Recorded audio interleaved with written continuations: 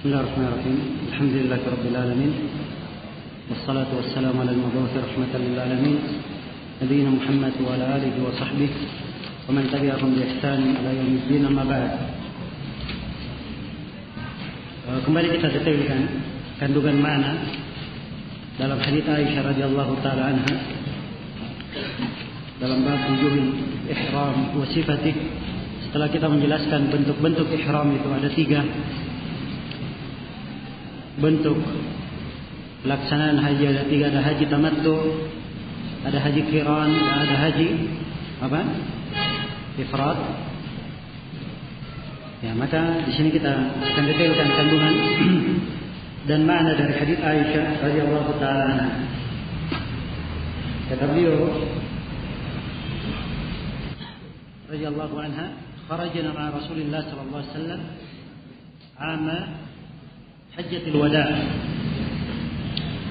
Kami keluar bersama Rasulullah sallallahu alaihi wasallam pada tahun Hajjatul Wada. Faminna man ahalla bi umrah. Di antara kami ada yang ihlal dengan umrah. Ya. Ini siapa ini? Haji apa ini kalau ihlalnya dengan umrah saja? Ini haji tamattu. Sebab haji tamattu ketika sampai miqat pertama dia ihlal dengan umrah. Dia berkata labbaik Allahumma umratan. Setelah itu berjalan ke Mekah, lalu tawaf, kemudian sa'i, kemudian memendekkan rambut. Dan boleh menggundulnya kalau masih ada waktu. Rambut itu bisa tumbuh. Tapi kalau sudah dekat, paling afdalnya dia pendekkan agar supaya nanti bisa dicukur kembali. Setelah yang memotong rambutnya, maka dia sudah halal. Ya. Begitu masuk Yaumut Tarwiyah, baru mutamatti ini ihlal kembali dengan apa? Dengan haji. Dikatakan labbaik Allahumma hajjan. Jelas ini tamattu. Kata Aisyah, wa minna man ahalla bi hajjin wa umrah. Dan di antara kami ada yang ihlal dengan haji dan apa? Dan umrah. Di antara kami ada yang ihlal dengan haji dan umrah. Ini haji apa? Haji qiran. So, haji qiran ketika dia di miqat dan niat untuk ihram, maka begitu dia ihlal, dia membaca labbaik Allahumma umratan wa hajjan sekaligus dibaca umratan wa hajjan. Jelas ya? Iya. Jadi haji qiran. Ya, haji qiran setelah membaca labbaik Allahumma umratan wa hajjan atau hajjan wa umrah, dia berjalan ke Mekah. Tawaf. Kalau dia ingin sa'i, boleh dia sa'i. Iya. Kalau dia ingin undur sa'inya nanti setelah tawaf ifadah juga boleh. Maka setelah tawaf dan sa'i tidak ada potong rambut. Iya. Dia tetap berada di atas pakaian apa? Pakaian ihramnya. Jelas? Tetap muhrim. Begitu masuk haji, tidak ada lagi dia baca labbaik Allahumma hajjan. Langsung saja dia berangkat ke mana? Ke Mina. Ya, Yaumut Tarwiyah, kemudian ke Arafah, dan dia lakukan seluruh rangkaian manasik. Jelas ini ya? Ya. Kemudian kata Aisyah radhiyallahu taala anha, wa ahalla wa minna man ahalla bi hajjin. Dan di antara kami ada yang ihlal dengan haji. Ya. Ada yang ihlal dengan apa? Haji. Ini haji apa? Haji ifrad. Ya. Karena itu kata para ulama, nusuk itu ada 3. Ada tamattu, ada qiran, dan ada apa? Ifrad. Dan 3-3-nya semuanya boleh. Silakan memilih. Ya. Silakan memilih. Yang mana yang paling afdal? Kita lihat sekarang. Kata Aisyah, wa ahalla Rasulullah bil hajj. Dan Rasulullah sallallahu alaihi wasallam beliau ihlal dengan haji. Iya. Beliau ihlal dengan haji. Kalau ihlal dengan haji berarti haji apa? Hah? Haji ifrad. Zahirnya begitu. Tetapi pemahaman zahir ini tidak mungkin dikatakan di sini. Sebab telah syah dari belasan riwayat bahwa Nabi sallallahu alaihi wasallam hajinya haji qiran. Ya, jelas telah syah dari belasan riwayat Bukhari, Muslim dan selainnya dari belasan sahabat panjang lebar Ibnu Al-Qayyim menguraikannya bahwa haji yang dilakukan oleh Nabi sallallahu alaihi wasallam haji apa? Haji qiran. Ya, karena itu ucapan Aisyah radhiyallahu taala anha di sini ini harus diartikan maknanya. Sebab sahabat yang lain meriwayatkan bahwa Nabi hajinya haji apa? Qiran. Ya. Karena itulah di dalam haji qiran cara ihlalnya bisa dengan cara yang kita sebutkan tadi. Dia baca labbaik Allahumma umratan wa hajjah, yang pertama. Dan yang kedua, apa yang disyaratkan di sini oleh Aisyah. Jadi Nabi mula-mula beliau ihlal dengan apa? Haji. Tapi begitu jalan, ya, beliau memasukkan umrahnya ke dalam haji. Ya, jadilah menjadi apa? Haji apa? Haji qiran. Dan ini disyaratkan sebelum tawaf. Sebelum tawaf. Ya, karena itu boleh seorang dari awal mengatakan labbaik Allahumma umrah. Sebelum tawaf dia niatkan masukkan umrah ke mana? Ke haji menjadi haji apa? Haji qiran. Jelas sampai sini? Maka dengan ini tidak bertentangan antara riwayat-riwayat.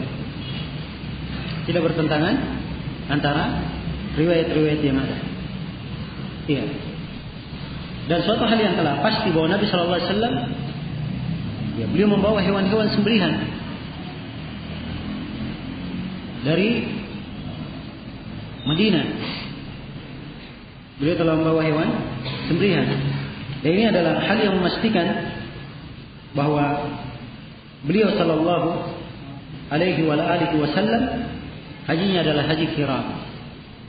Hajinya adalah haji qiran. Ya. Setelah kita mengetahui hal ini, maka di sini ada dua masalah, dua pembahasan yang perlu saya terangkan. Pembahasan yang pertama, yang mana yang paling afdal antara tiga jenis nusuk ini. Nah, ini letak silam pendapat di kalangan para ulama. Dan yang benarnya bahwa tamattu itu yang paling afdal.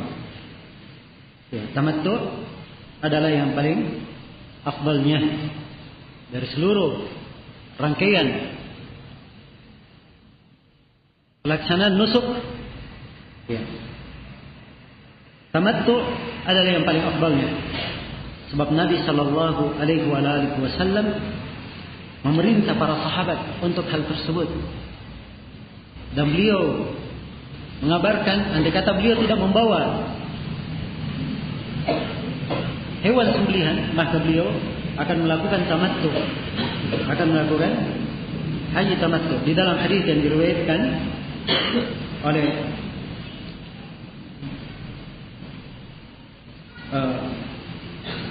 Imam Muslim dari hadis Jabir, mungkin akan datang bersama kita. Nabi sallallahu alaihi wasallam berkata kepada para sahabat. Dan ini ada di dalam riwayat yang lain. Sebab ini Nabi mengulanginya. Di antaranya di riwayat Muslim dari hadis Jabir. Ya, ketika Nabi sudah berakhir sa'inya di Marwah, Nabi berkata, "Ya ayuhan nas, wahai sekalian manusia, law an istaqbaltu min amri mastadbar." Andai kata saya tahu ya, masa depanku sebagaimana saya tahu apa yang telah lalu. Kalau sudah berlalu kan pasti tahu ya kan. Dan Nabi andai kata saya tahu masa depan saya apa yang akan datang, sebagaimana saya telah tahu apa yang telah lalu, maka kata Nabi, lam asukul hadiah, saya tidak akan membawa hewan sembelihan. Wala ja'altuha umrah, dan saya akan jadikan rangkaian ibadah ini sih, ibadah saya sekarang ini sampai sa'i sebagai umrah saja. Kalau dijadikan sebagai umrah saja berarti apa? Tamattu. Ya. Karena itu Nabi perintah kepada para sahabatnya. Kata beliau, "Faman kana minkum laisa ma'ahu hadyun falyahilla." Siapa di antara kalian yang tidak membawa hewan sembelihan, hendaknya dia tahallul. Ya. Maksudnya hendaknya dia tahallul. Kalau tahallul berarti diperintah agar supaya mereka apa? Tamattu. Wal yaj'alha umrah, dan hendaknya dia jadikan itu sebagai umrah. Jelas ya? Maka hadis ini menjelaskan bahwa tamattu itu yang paling afdal. Tapi siapa yang membawa hewan sembelihan, ya, dia sudah siapkan untuk disembelih menjadi hadi, maka di sini dia wajib untuk qiran, tidak ada pilihan lain. Sebab kalau ada pilihan lain, Nabi akan merubah hajinya menjadi apa? Tamattu. Ya. So, membawa haji ini mewajibkan seorang menjadi haji qiran, maka beliau tidak menjalankan haji kecuali haji qiran. Jelas sampai sini? Baik. Kemudian pembahasan yang kedua dibangun juga di atas hadis ini. Para ulama berbeda pendapat tentang masalah apakah tamattu itu wajib bagi orang yang tidak membawa hadi atau sunnah. Ya. Ini dua pendapat bagi orang yang lebih memprioritaskan tamattu. Apakah dia wajib bagi orang yang membawa hadi ataukah dia hanya sekedar sunnah? Ini silang pendapat di kalangan para ulama di dalam masalah ini. Ya. Pendapat jumhur ulama,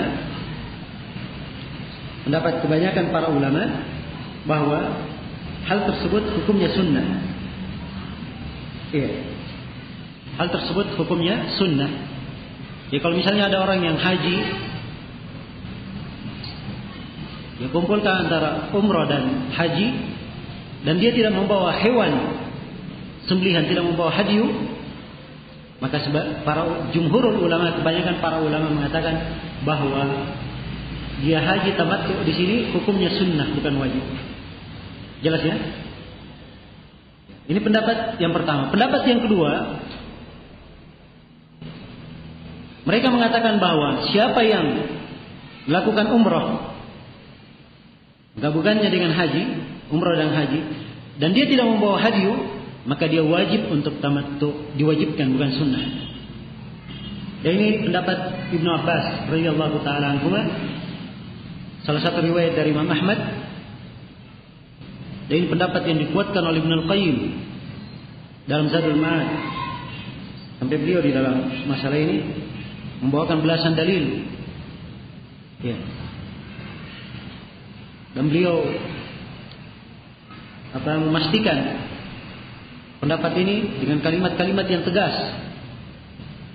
Dan ini pula yang difatwakan oleh beberapa ulama kita di masa ini. Kalau saya nggak salah, Syekh Al-Albani rahimahullah di atas fatwa ini beliau mewajibkan. Demikian pula kalau saya nggak salah, Syekh Mukbil termasuk yang melihat wajibnya. Iya. Sebenarnya kalau melihat dari sisi adillah, orang yang mengatakan hal tersebut wajib, ini adalah ucapan yang kuat sebenarnya, pendapat yang kuat. Tapi iskal yang paling besar, ya, Abu Bakar, Umar dan sejumlah sahabat yang lain setelah Nabi meninggal, ya,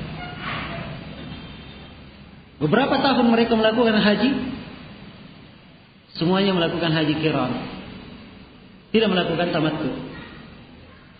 Andai kata itu adalah wajib, maka para sahabat seperti Abu Bakar dan Umar radhiyallahu taala anhum memandang apa?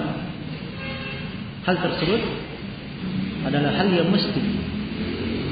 Iya. Yang jelas sekali lagi saya katakan bahwa pendapat yang mengatakan wajibnya pendapat yang kuat dari sisi dalil. Tapi untuk sampai kepada hukum pasti, ini agak iskal, agak muskil.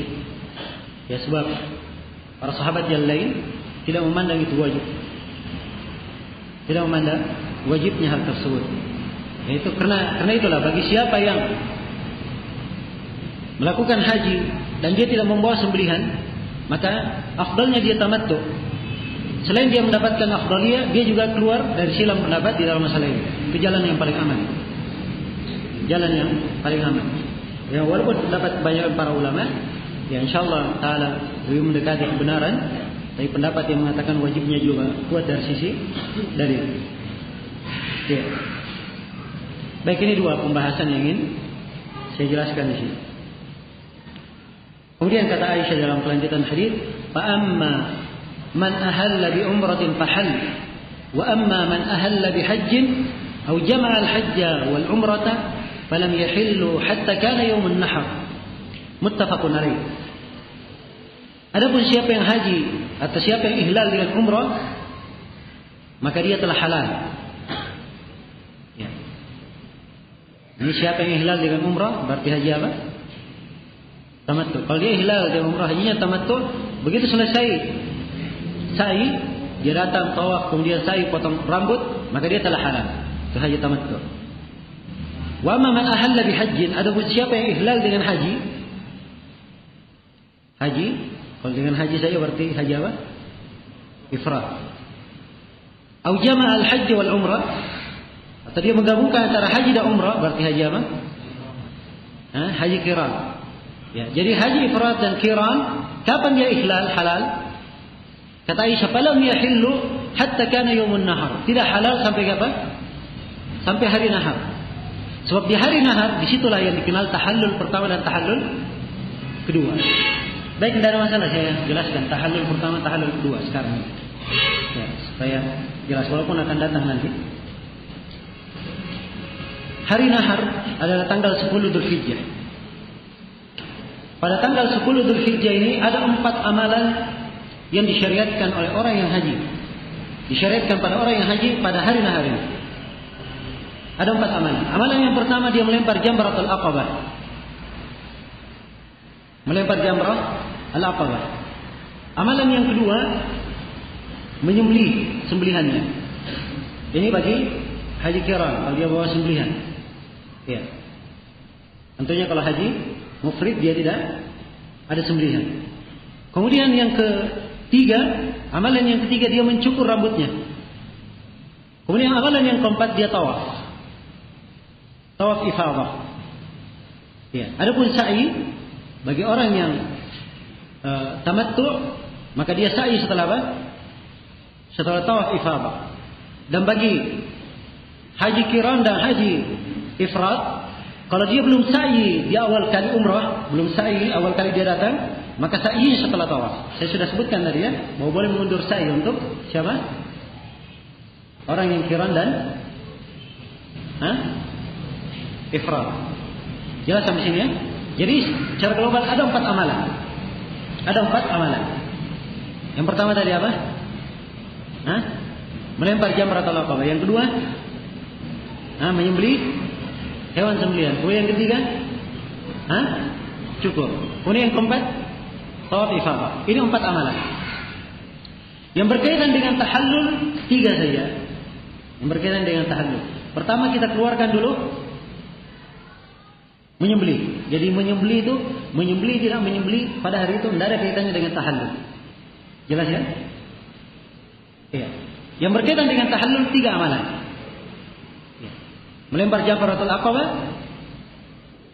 cukur, dan apa? Tawaf ifadah. Siapa yang melakukan 2 dari 3, siapa yang melakukan 2 dari 3, dia telah tahallul pertama. Ya. Siapa yang melakukan 3 semuanya, maka dia tahallul sempurna, tahallul kedua. Tahallul kedua. Jelas sampai sini? Ya, kalau dia sudah melempar jamratul aqabah, sudah cukur, maka boleh dia pakai pakaian. Ya. Boleh dia pakai pakaian, sebab dia sudah tahallul pertama. Tahallul pertama itu artinya halal segala sesuatu kecuali perempuan saja. Jelas? Ya. Belum boleh jima. Nah, maka dia boleh pakaian, boleh minyak wangi, dia pergi tawaf, silahkan. Ya. Setelah selesai tawaf sudah, berarti lengkap sudah, tahallul apa? Sempurna.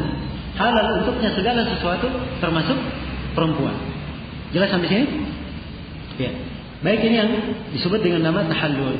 Karena itu Aisyah di sini ketika menyebutkan, adapun orang yang ihlal dengan haji, yaitu haji ifrad, dan dia menggabungkan antara haji dan umrah, yaitu haji apa? Haji qiran, maka mereka tidak halal, tidak tahallul kecuali pada hari nahar. Kecuali pada hari apa? Hari nahar. Ya. Dan di hari nahar ini juga, ya, orang yang tamattu juga ihlal, mereka tahallul juga di situ. Ya, sebab mereka juga sudah masuk kembali dalam pelaksanaan ibadah haji. Baik. Jadi secara global pembahasan tentang masalah apa? Nusuk ini, 3 pembagian nusuk. Ya.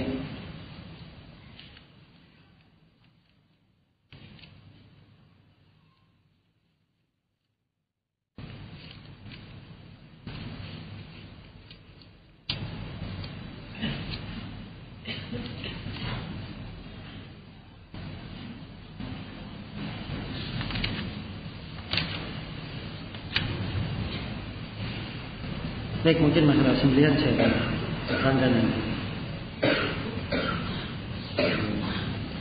Ya, kita masuk ke bab berikutnya.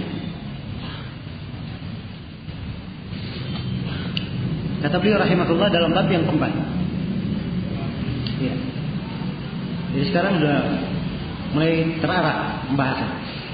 Kita sudah paham itu haji itu apa, umrah itu apa secara bahasa dan secara istilah. Kita sudah paham apa syarat-syarat orang yang wajib haji. Setelah itu bagi orang yang haji, pertama kali dia datang ke mikot. Dia harus tahu mikot di mana. Setelah dia datang ke mikot, begitu sampai di mikot akan melakukan ibadah haji, dia dihadapkan dengan 3 pilihan. 3 pilihan nusuk. Sekarang kita sudah terangkan 3 pilihan nusuk. Ya. Sekarang masuk sudah dalam pembahasan ihramnya. Ini inti memulainya. Ya, karena itu Al-Hafidz Ibnu Hajar mengkhususkan di sini bab khusus. Kata beliau babul ihrami wa ma yata'allaqu bih. Bab tentang ihram dan apa yang berkaitan dengannya. Bab tentang ihram dan apa yang berkaitan dengannya. Ya. Di sini ada sebuah kesalahan yang banyak orang tidak bisa membedakan antara ihram, ya, dengan makna memakai pakaian, membaca lafaz labbaik Allahumma hajjan labbaik Allahumma umrah, dan antara ihram yang bermakna niat untuk masuk ke dalam nusuk. Niat untuk masuk ke dalam apa? Nusuk. Ya. Niat itu yang namanya niat itu letaknya di mana? Dalam hati. Ya. Letaknya di dalam hati. Dan niat ini, niat untuk masuk dalam nusuk itu adalah rukun haji dan rukun umrah. Tidak syah haji atau umrah kecuali dengan niat untuk masuk ke dalam nusuk. Adapun ihram, dia pakaian ihram, pakaian putih, tidak memakai tutup kepala, ya, tidak memakai baju yang bersambung antara 2 jahitan, ya, tidak memakai wangi-wangian dan seterusnya. Ini adalah memakai pakaiannya, itu wajib hukumnya. Jelas? Kalau ditinggalkan hajinya syah, tapi dia berdosa membayar dam. Tapi kalau niat tadi dia tidak niat, batal haji dan umrahnya. Jadi dibedakan antara 2 hal. Ya, dibedakan antara 2 hal. Dan di sini juga nampak kesalahan. Ya, sangat saya sayangkan sekali kesalahan yang terjadi di jemaah haji kita. Ya, dan ini saya saksikan sendiri. Ya, waktu hajian tahun 98, waktu itu kebetulan saya datang dari Yaman, hajinya dari Yaman. Ya, peraturan pemerintah ya harus ikut seluruh jemaah haji Indonesia. Ya, apakah dari negeri Indonesianya atau dari negeri-negeri lain, itu harus gabung di dalam pengurusan biro jemaah haji. Jadi saya satu mobil sama jemaah haji ya Indonesia. Nah, di suatu kesempatan ada pembimbingnya, membimbing. Ya, dia baca buku panduannya, Jadi sekarang kita sudah mandi, kita akan siap-siap akan berangkat. Maka di sini ada 2 pilihan ihram. Yang pertama boleh membaca labbaik Allahumma umrah. Yang kedua boleh membaca nawaitu, ya, an hajjah umratan lillahi ta'ala. Atas mana dengan itu saya nggak hafal anunya. Sebab memang dari syariat kan nggak pernah saya hafal. Baca nawaitu. Jadi katanya ini boleh dipilih antara 1 dan 2. Ya cuman saya pilihkan yang kedua saja. Nawaitu. Nggak ada yang baca labbaik Allahumma umrah. Ya. Jelas? Ya, perhatikan ini bentuk kesalahpahaman. Nah, dan ini perkara bid'ah, tidak disyariatkan oleh Nabi membaca nawaitu. Niat itu dalam hati. Ya. Lafaz talbiyah dibaca itu ihlal namanya. Ya. Ihlal adalah hal yang dilafazkan. Hal yang dilafazkan. Bukan itu niatnya. Niatnya di mana? Di dalam hati. Karena itu tadi saya katakan, bedakan antara niat masuk dalam nusuk dan niat yang bermakna apa? Rangkaian dalam ihram. Rangkaian dalam ihram itu membaca ihram, membaca talbiyah, membaca apa namanya? Ihlalnya, ya. Kemudian dia memakai pakaian ihram dan seterusnya. Itu rangkaian. Jelas ya? Ya. Dan ini juga mengingatkan pada kita bahwa buku-buku yang banyak dibaca oleh jemaah haji dijadikan sebagai pedoman itu banyak memuat kesalahan-kesalahan. Ya. Akhirnya kasihan orang-orang, apalagi dia orang umum, dia pandang bahwa pelaksanaan haji itu berat sekali. Karena itu adalah hal yang dimudahkan. Alhamdulillah agama ini dimudahkan. Setiap kali tawaf ada doanya sendiri. Tawaf pertama doanya ini. Siapa yang baca doa? Ya. Ada yang salah-salah lagi bacanya. Ya. Dambun dibaca danabun. Ya. Jadi dia memohon. Ya. Sedang tawaf dia baca Allahumma apa namanya? Ij'alhu damban maghfuran. Jadikanlah dia sebagai dosa yang diampuni. Dia baca Allahumma ij'alhu danaban maghfuran. Jadikanlah dia ekor yang diampuni. Begitu artinya. Ya. Karena diwajibkan yang pertama baca doa ini, yang kedua baca doa ini dan seterusnya. Ya. Baik, mungkin waktu sudah habis. Setelah Isya insyaallah taala kita lanjutkan. Ya Allah taala alam. Subhanakallahumma wa bihamdik, asyhadu an la ilaha illa anta, astaghfiruka wa atubu ilaik. Walhamdulillahirabbil alamin.